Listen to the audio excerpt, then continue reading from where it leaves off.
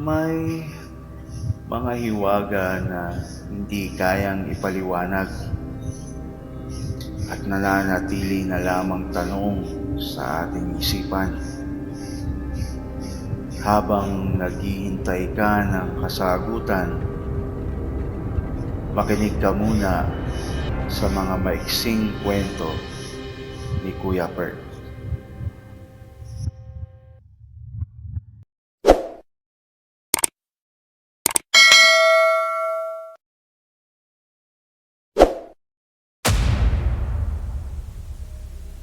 Caroling.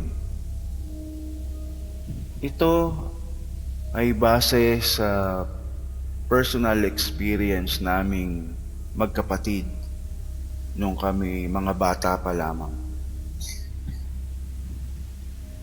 Noong ang aking kapatid ay nasa ikatlong baitang pa lamang ay madalas rin siyang makaranas ng mga kakaibang karanasan, mga bagay na mahirap ipaliwanag na kung minsan ay di maunawaan ng iba kaya minabuti na lamang niyang wag na lamang ikwento sa iba.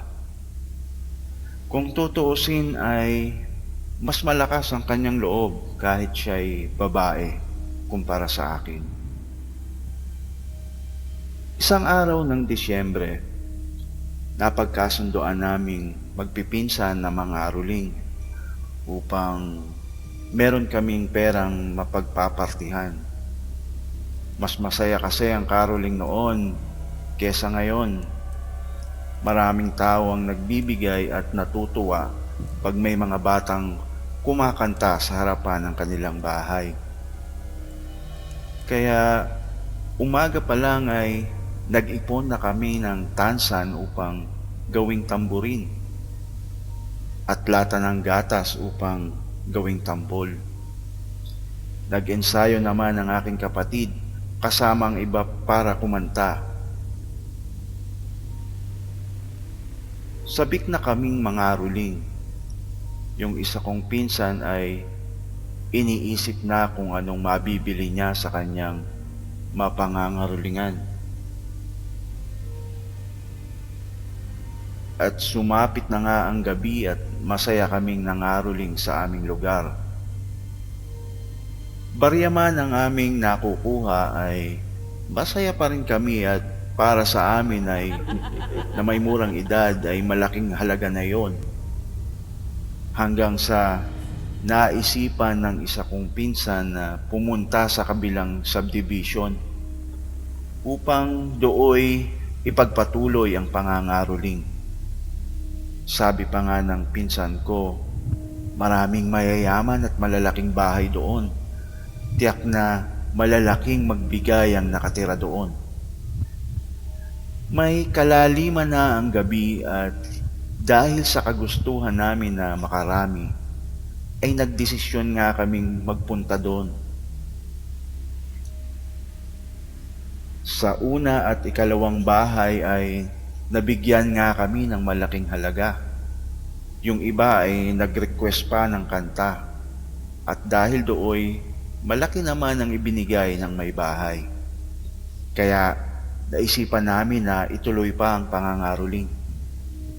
Hanggang sa mapunta kami sa parte ng subdivision na may kadiliman at walang taong dumaraan. At marami ring nakapark na sasakyan. May mga ilang bahay na bukas pa ang ilaw kaya naisipan namin na tumuloy doon.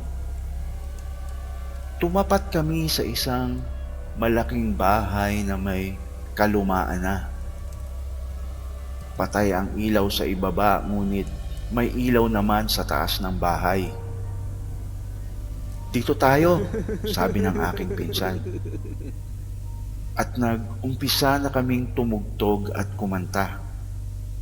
Subalit, hindi pa natatapos ang aming pagkanta ay napansin ko na tumigil sa pagkanta ang aking kapatid at mukhang namumutla.